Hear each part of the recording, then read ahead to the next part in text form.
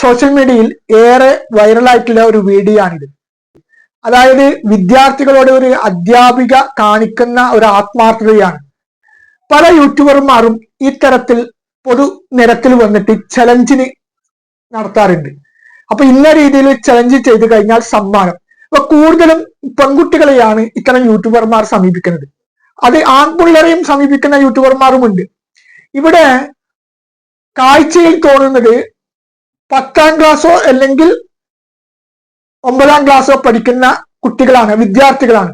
ആ വിദ്യാർത്ഥികളാണ് ഈ യൂട്യൂബർ സമീപിച്ചിട്ട് ഒരു ചലഞ്ചിന് ആവശ്യപ്പെടുന്നത്. ചലഞ്ച് എന്ന് പറഞ്ഞു കഴിഞ്ഞാൽ ഒരു ചെറുനാരങ്ങ തിന്നിട്ട് അത് മുഖത്ത് എക്സ്പെൻസ് ഇല്ലാതെ തിന്നു കഴിഞ്ഞാൽ 50 രൂപ സമ്മാനമായി കൊടുക്കുമെന്നാണ്.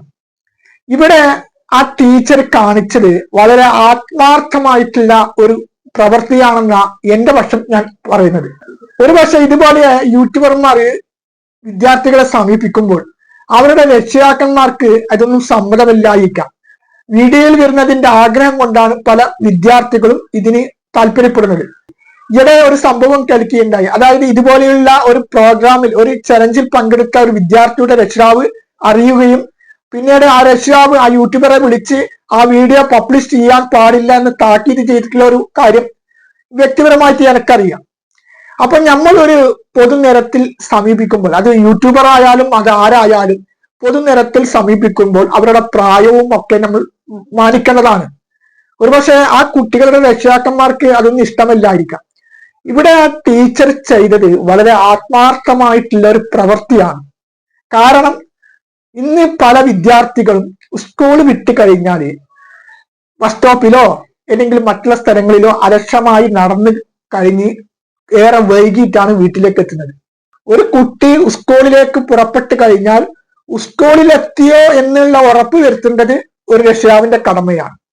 അതേപോലെ തന്നെ ഒരു കുട്ടി സ്കൂളിൽ നിന്ന് പുറപ്പെട്ട് വീട്ടിലേക്ക് എത്തിക്കഴിഞ്ഞാൽ വീട്ടിലെത്തിയോ എന്നുള്ള ഒരു ഉറപ്പ് വരുത്തേണ്ടതും ഒരു അധ്യാപികയുടെ കടമയാണ്. ആ കടമയാണ് ആ ടീച്ചർ ഇവിടെ കാണിച്ചത് എന്നാണ് എൻ്റെ ഒരു അഭിപ്രായം. പല കുട്ടികളും ഇന്ന് ബസ് സ്റ്റോപ്പിലും അതുപോലെ തന്നെ പൊതു ഇടങ്ങളിലൊക്കെ സ്കൂൾ യൂണിഫോമും ഒക്കെ ഇട്ട് അസമയത്ത് പോലും കാണുന്ന കാഴ്ച നമ്മൾ പലപ്പോഴും കാണാറുണ്ട്. ഒരുപക്ഷെ ആ വിദ്യാർത്ഥികളെ ഉപദേശിക്കാനോ മറ്റോ നല്ല രീതിയിൽ പോയാൽ തന്നെ അതൊരു സദാചാര പോലീസായി മുദ്രകുത്തും എന്ന പേടിച്ചുകൊണ്ട് പലവരും മൗനമായി നിൽക്കുന്ന കാഴ്ചയും കാണാറുണ്ട്. ഇന്ന് കുട്ടികൾ വഴിതെറ്റുന്നതിന് പ്രധാന കാരണം രക്ഷിതാക്കന്മാരുടെ അനാസ്ഥയാണെന്ന് പറയുന്നതിൽ വളരെയധികം ദുഃഖമുണ്ട്. ഒരു കുട്ടി വീട്ടിൽ നിന്ന് സ്കൂളിലേക്ക് പുറപ്പെടുകയും സ്കൂളിൽ നിന്ന് വീട്ടിലേക്ക് പുറപ്പെടുകയും ഒക്കെ ചെയ്യുമ്പോൾ അത് നിശ്ചിത സമയത്ത് എത്തുന്നുണ്ടോ എന്നുള്ള നോക്കേണ്ടത് അത് ഓരോ രക്ഷിതാവിന്റെയും കടമയാണ്. പലപ്പോഴും സമയം വൈകി വീട്ടിലേക്ക് എത്തുന്ന കുട്ടിയെ ഒരുപക്ഷെ രക്ഷിതാക്കന്മാർ ഒരു അലക്ഷ്യമായി കാണുന്നത് കൊണ്ടായിരിക്കും ഇതുപോലെ കുട്ടികൾ ബസ് സ്റ്റോപ്പുകളിലും അല്ലെങ്കിൽ മറ്റുള്ള സ്ഥലങ്ങളിലൊക്കെ ചുറ്റിക്കറങ്ങി നടക്കുന്നുണ്ടാകാം എന്നാണ് മനസ്സിലാക്കാൻ സാധിക്കുന്നത്. അതുകൊണ്ട് ഈ ടീച്ചർ കാണിച്ച പ്രവൃത്തി, ആ ടീച്ചർ കാണിച്ച ആത്മാർത്ഥത അധ്യാപക സമൂഹത്തിന് തന്നെ മാതൃകയാകേണ്ട കാര്യമാണ്.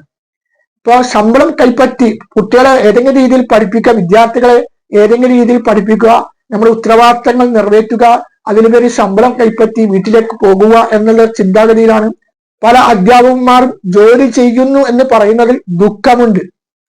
ഇതുപോലെ ബസ് സ്റ്റോപ്പുകളിലും അതുപോലെ തന്നെ പൊതു ഇടങ്ങളിലൊക്കെ സ്കൂളിലൊക്കെ വിട്ടു കഴിഞ്ഞാൽ ഓരോ അധ്യാപകന്മാരുടെയും സാന്നിധ്യം ഉണ്ടായിക്കഴിഞ്ഞാൽ, കുട്ടികളെ യഥാസമയം വീട്ടിലേക്ക് പറഞ്ഞയക്കുന്ന രീതിയിലുള്ള ഒരു സാന്നിധ്യം ഉണ്ടായിക്കഴിഞ്ഞാൽ പല കുട്ടികളും വഴിതെറ്റുന്നതിൽ നിന്ന് തടയപ്പെടാൻ പറ്റുമെന്നാണ്. അതുകൊണ്ട് ഈ അധ്യാപികയുടെ ഈ പ്രവൃത്തിയെ എല്ലാ അധ്യാപകന്മാരും മാതൃകയാക്കി മാറ്റണമെന്നാണ് ഈ അവസരത്തിൽ വിനീതമായി ആവശ്യപ്പെടാനുള്ളത്.